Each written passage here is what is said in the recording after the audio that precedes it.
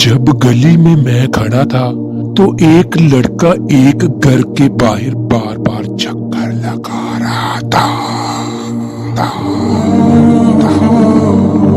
मैंने उससे जाके पूछा, भाई किसकी तलाश है? तो उसने कहा, किसी की नहीं, बस एक दोस्त ने इधर आने का वक्त दिया, वो अभी तलक आया नहीं।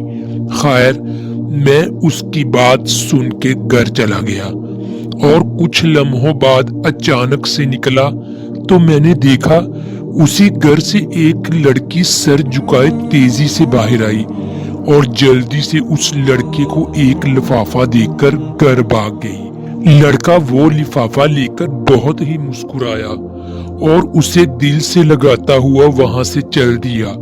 मैं अपनी बुरी आदत के मुताबिक तहकीक करने के लिए उसके पीछे चल दिया। वो लड़का एक दरख्त के नीचे जाकर रुका और उसने उस लिफाफा को खोला जिसके अंदर से एक सफ़हा निकला। उसने उस सफ़हा को कोई 3 से 4 बार चूमा और अपनी आंखों से लगाया और पढ़ने लगा। मैं दूर से उसके चेहरे को और हरकत को देख रहा था और अपनी कियास आराइयों में मसरूफ था। अचानक से देखा लड़के ने आसमान की तरफ सर उठाया और बेहोश होके गिर पड़ा। मैं भागते हुए उसके करीब गया और उसके हाथ से वो वर्क लेकर तजस्सुस से पढ़ने लगा। ये एक खत था जो उस लड़की ने अपने उस आशिक को लिखा। अस्सलामु अलैकुम, है वो नौजवान जिसने अभी अपनी माँ की गोद से बाहर कदम रखा है और उसकी तरबियत करने पर थूक डाला है।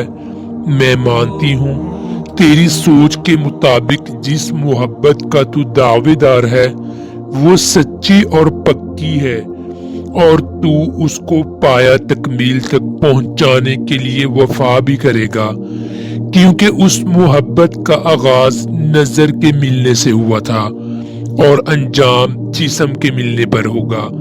क्योंकि मेरी माँ ने अपने बेटे अब्दुल रसूल को एक दिन कहा था, बेटा ये नजर इबलीस के तीरों में से एक है और जब ये तीर चलता है ना, उसकी ताकत कभी कभी पूरे पूरे खानदान बर्बाद कर देती है और फिर जब उसका बदला मुड़ता है तो लफ्ज़े इज्जत भी सर झुकाकर इंसानों की बस्ती से निकल जाता है। लिहाजा उस आंख को सिर्फ अपने सोहने हजूर सल्लल्लाहु अलैहि वसल्लम के चेहरे को देखने के लिए मुंतजर रखना, वरना क़यामत के दिन अपने माँ को हजूर सल्लल्लाहु अलैहि वसल्लम की बारगाह में शर्मिंदा ना करना कि मैं उस बात पर शर्म के मारे डूब मरूं कि मैंने तेरी तरबियत में कमी छोड़ दी थी। तो सुन, ऐ खुद को खूबसूरत शहजादा और मुझे दुनिया की हूर समझने वाले, मैं एक सैयदजादी हूँ और मेरा ताल्लुक अम्मा फातिमा के कबीला से है जो क़यामत को तमाम जन्नती औरतों की सरदार होंगी। मैंने अपने लिए दुआ मांगी है कि ए अल्लाह मुझे जन्नत में उनकी खादमा बनाना, तो तू खुद फैसला कर। अगर मैं तेरी मोहब्बत में मुब्तला हो जाऊं तो खादमियत तो क्या, मुझे जन्नत के करीब भी नहीं आने दिया जाएगा। रहा सवाल, तूने जो मुझे कल शाम बाग के उस पेड़ के नीचे मिलने को बुलाया है, मैं वहां भी आ जाती, लेकिन मैं तुमसे एक वादा लूं कि तू अपनी बहन गुड्डी को भी साथ लेकर आना और मैं अपने भाई को, क्योंकि तेरी नजर में दुनिया की सबसे शरीफ औरत तेरी गुड्डी बहन है और मेरे भाई की नजर में दुनिया की सबसे शरीफ औरत मैं हूँ। इस तरह दोनों मर्दों की गलत फहमी दूर हो जाएगी और उसके बाद जब गांव में ये खबर फैलेगी तो कोई भाई अपनी बहन को शरीफ नहीं समझेगा। इस तरह आइंदा मोहब्बत करने वालों पर हमारा एहसान रहेगा کہ یا تو وہ اس گناہ سے ہماری وجہ سے دور رہیں گے یا انہیں ہر طرح کی آسانیاں ہو جائیں گی۔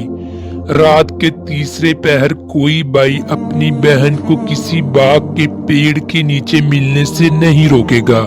پھر جب یہ گناہ اتنا عام ہو جائے گا تو لفظ غیرت کی تعریف بھی سب کو سمجھ آ جائے گی کہ اپنی بہن کی طرف کسی کی نگاہ نہ اٹھنے دینا غیرت نہیں، بلکہ اپنی نظروں کو کسی کی بہن کی طرف بڑھنے سے روکنے کا نام غیرت ہے۔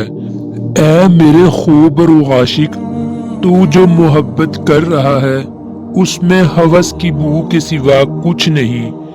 کیا تیری ماں نے تجھے وہ قرآن نہیں پڑھایا جس میں مومن کی حیا کا ذکر کیا؟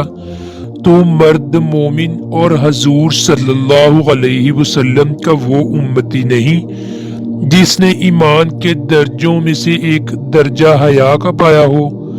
میری باتیں پڑھ کر تجھے غصہ آیا ہوگا کہ میں نے تیری بہن کا ذکر کیوں کیا، لیکن ایمان کی بات ہے، ہر باحیا بائی کی یہ کیفیت ہی ہوتی ہے، مگر ایسا ہونا کہ اپنی بہن کے علاوہ کسی بھی عورت کو شریف نہ سمجھنا، یہ گندی سوچ آور تربیت کا نتیجہ ہے۔ کیا تو نے حضرت علی رضی اللہ تعالی عنہ کا یہ فرمان نہیں پڑھا؟